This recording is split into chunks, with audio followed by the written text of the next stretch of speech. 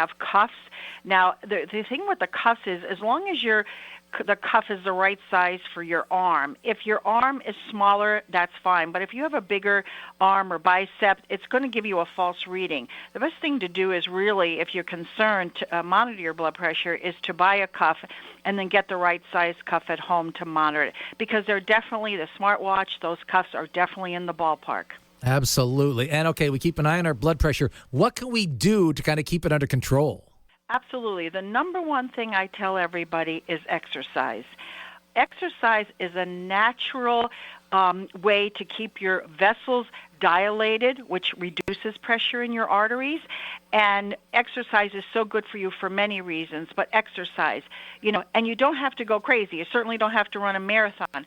All you have to do is, take a walk. The key is 30 minutes.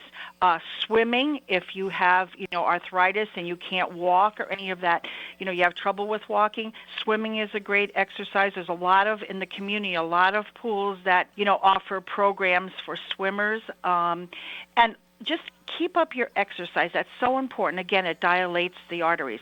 Watch your sodium or your salt. A lot of people say to me, well, I don't know what that means, like how much.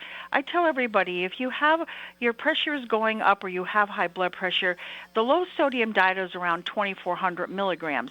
Now, people say, okay, Elaine, but I don't know how to do that. It's really easy. You look at a label. Okay, you pick up a hot dog pack. You look at the label, and if one hot dog has 1,300 milligrams and one hot dog without the bun, that you kind of know you have to stay away Right. from. That's half your milligrams for the day. Yeah, exactly. It's keeping an eye on stuff like that. It's so important. Correct. And the processed foods are higher also. Manage your weight. Of course, nicotine, we all know smoking or vaping is unhealthy for many reasons, but nicotine constricts the arteries and increases blood pressure while you're smoking. And also sleeping well. And the big thing, Frankie, is, which people don't realize, is stress. Some people react to stress very calmly, but most of us react to a change in our life or stressors by getting worked up. Our body reacts to it with a higher level of adrenaline and other chemicals that affect your blood pressure to go up. So a lot of us have to watch how we react to the stress, because that can affect your blood pressure. Absolutely. So many things to keep an eye on to give you a nice, long, healthy life. A big part of it all, monitoring your blood pressure. Elaine Walker, Director of Cardiac Rehab, Commonwealth Health.